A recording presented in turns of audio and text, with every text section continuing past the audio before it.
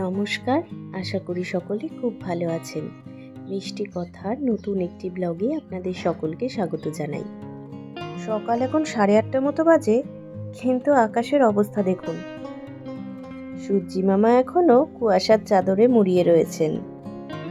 আর এই দেখুন, একটু জুম করে দেখাচ্ছি নারকেল গাছের ডালে কে বসে রয়েছে। এখন বাজে সকাল 9টা, চলে এসেছি রান্নাঘরে। আজকে ব্রেকফাস্টে বানাবো লুচি, কিন্তু লুচিটা ময়দার নয়, চালের গুঁড়ি দিয়ে তৈরি লুচি। আর এই লুচিটা কিন্তু আমরা সাধারণত গুড় দিয়েই খাই। এটা বানানোর পদ্ধতি কিন্তু একদম ময়দার লুচির মতোই হয়, শুধু ময়দার বদলে চালের গুঁড়ি ব্যবহার করা হয়। দেখুন, এটা কিন্তু দেখতে একেবারে অবিকল ময়দার লুচির মতোই। এভাবেই বেশ আরও কয়েকটা বানিয়ে নিচ্ছি। মাঝে মাঝে ব্রেকফাস্টে লুচি হলে কিন্তু বিষয়টা মন্দ হয় না, কি বলেন? এই লুচিটা আপনারা চাইলে তরকারি দিয়েও খেতে পারেন, কিন্তু যেহেতু এটা চাল গুঁড়ি দিয়ে তৈরি, তাই আমি এটা গুড় দিয়েই পরিবেশন করব।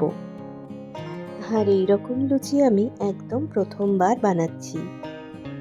বাইরে কুয়াশায় মোড়া সকাল, আর ব্রেকফাস্টে এরকম লুচির সাথে গুড়, এ যেন এক অনবদ্য যুগলবন্দি। চলুন তবে এবার ব্রেকফাস্ট সেরে নিই, দেখি লুচিটা কেমন খেতে হলো। আর এরপর আবার রান্নার পরের পর্বের প্রস্তুতি নিতে হবে। আজকে ডিনারের জন্য বানাবো ধনিয়া চিকেন। তার জন্য প্রথমেই একটি কাঁচের বোলে চিকেনগুলোকে নিয়ে নিচ্ছি। ওর মধ্যে এবার দিয়ে দিচ্ছি 3 চামচ মতো টক দই। চিকেনটাকে 1 ঘন্টা মতো আগে ম্যারিনেট করে রাখলে ভালো হয়, কিন্তু আমার হাতে বেশি সময় ছিল না, তাই আমি অতটা টাইম ধরে ম্যারিনেট করার টাইম পাইনি। ম্যারিনেটের টাইমটা যত বেশি হবে, চিকেনটা তত বেশি সফট হবে। এই চিকেনটা বানাতে কিন্তু বিশেষ মশলার প্রয়োজন হয় না।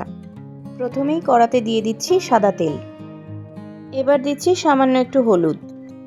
এরপর ওই হলুদের ওপর দিয়ে দেবো রসুন আর কাঁচা লঙ্কা বাটা। এই রান্নায় আমি পেঁয়াজ ব্যবহার করি না, পেঁয়াজ ছাড়াও কিন্তু এই রান্নাটা দুর্দান্ত হয়। আসলে আমি চেষ্টা করি যতটা সম্ভব কম উপকরণের মাধ্যমে রান্না করা যায়। রসুনের কাঁচা গন্ধটা চলে গেলে এবার দিয়ে দেবো ম্যারিনেট করা চিকেনটা। রান্না করতে করতে আপনাদের সাথে একটা ঘটনা শেয়ার করি। আগে আমি কম তেলে রান্না করতে একেবারেই পারতাম না, কিন্তু আমার শ্বশুরবাড়ির সকলেই কম তেল দেওয়া রান্নাই পছন্দ করত। বিয়ের পরে নতুন রেসিপি ট্রাই করার জন্য আমি বানিয়েছিলাম পাস্তা। আর সেই পাস্তা খাওয়া তো দূরস্থ, সবার দেখেই চক্ষু চড়ক গাছ। মানে বলা যেতে পারে একদিকে পাস্তা আর আরেকদিকে তেল, মানে তেলের মধ্যেই প্রায় পাস্তাগুলো ভাসছে। আমার হাজব্যান্ড তখন বেরোবে, এদিকে তারা রয়েছে। হাজব্যান্ড তখন টিফিন নিয়ে বেরোবে, আর এদিকে আমার পাস্তার এই অবস্থা। এই বীভৎস অবস্থা দেখে আমার শ্বশুরমশাই একটা বুদ্ধি বার করলেন। ওই পাস্তার মধ্যে দিয়ে দিলেন খানিকটা সেদ্ধ করা নুডলস।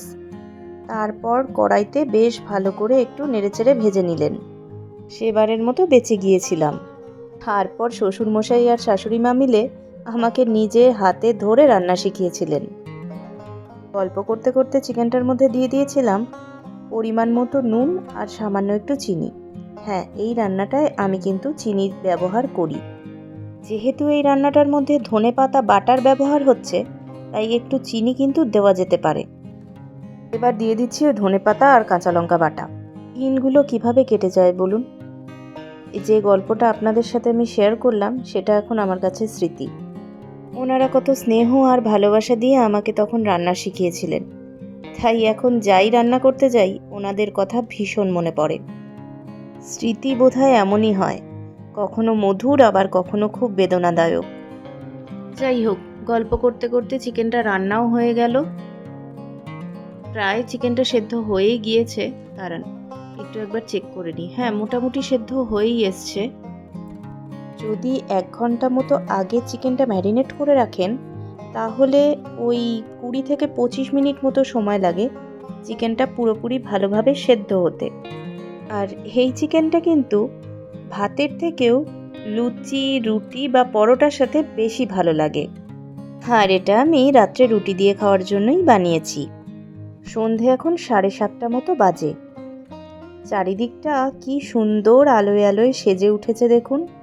সত্যি নিউ ইয়ারের সময় এত সুন্দর করে শহরটা সেজে ওঠে যে দেখলেই মনটা ভরে যায়। যখন বেরিয়েছিলাম তখন দিনের আলো ছিল, তাই এই রকম লাইটিং দেখার সুযোগ হয়নি, কিন্তু রাত্রে ফেরার সময় এত সুন্দর লাইটিং দেখে যেন মনটাই ভালো হয়ে গেল। চলুন তবে এই আলোয় মোড়ানো রাস্তা দিয়ে এবার বাড়ি ফেরা যাক। বাড়িতে চলেও এসেছি, আর চলে এসে তো আমার একেবারে মাথায় হাত। দেখুন মেয়ের কাণ্ড দেখুন, বাড়িতে যত রং ছিল সব বার করে ফেলেছে। দাঁড়ান, সবার আগে কালারের প্লেটটা ধুয়ে ফেলি। আঁকাঝোঁকা করতে আমি আর আমার মেয়ে দুজনেই ভীষণ ভালোবাসি, কিন্তু জায়গার জিনিস জায়গায় গোছ করে না রাখলে পরে আবার ওগুলোকে খুঁজে পাওয়া মুশকিল হয়ে যায়। তাই এবার চলুন তবে সব কিছু টুকটুক করে গুছিয়ে রাখি। কোথাও থেকে ফিরে এসে এরকম অগোছালো ঘর দেখতে আমার একেবারেই ভালো লাগে না, কিন্তু ঘরে বাচ্চা থাকলে ঘর তো অগোছালো হবেই বলুন। এখন একটাই নিশ্চিন্ত যে রাতের রান্নাটা আমি করে রেখে দিয়েই গিয়েছিলাম। আঁকাঝোঁকা করতে খুব ভালোবাসলেও মাঝখানে আমার আঁকা কি একেবারে প্রায় বন্ধ হয়ে গিয়েছিল, কিন্তু এখন আবার নতুন করে সব কিছু শুরু করেছি। খুব ভালো রকম আঁকতে না পারলেও আমি ওই চেষ্টা করি আর কি। তাই যখনই সুযোগ পাই রং আর তুলি নিয়ে বসে পড়ি, সময়ের খেয়াল থাকে না তখন। ব্যাস, সব কিছু আবার আগের মতো গোছানো হয়ে গিয়েছে। দাঁড়ান, এবার টেবিলটাকে ভালো করে মুছে ফেলি। টেবিলে জলে ভর্তি করে রেখেছে, টেবিলটা পরিষ্কার না করলে আবার রাতের ডিনারটা এখানে করা যাবে না। চলুন তাহলে এবার আমরাও ডিনার সেরে ফেলি, অনেকটাই রাত হয়ে গেল। আজকের ব্লগটাও তাহলে এখানেই শেষ করছি। সকলে খুব ভালো থাকবেন। ভিডিওটা ভালো লাগলে আমার চ্যানেলটাকে সাবস্ক্রাইব করে দেওয়ার অনুরোধ রইল। পছন্দ হলে আমার ভিডিওটাতে একটা লাইক করে দেবেন। ভিডিওটা কেমন লাগলো সেটা আমাকে কমেন্ট করে জানাতে কিন্তু ভুলবেন না। এখনকার মতো বিদায় জানাচ্ছি। সকলে খুব ভালো থাকবেন আর ভালো রাখবেন। আপনাদের সাথে দেখা হবে খুব শিগগিরই আবার নতুন একটা ব্লগে।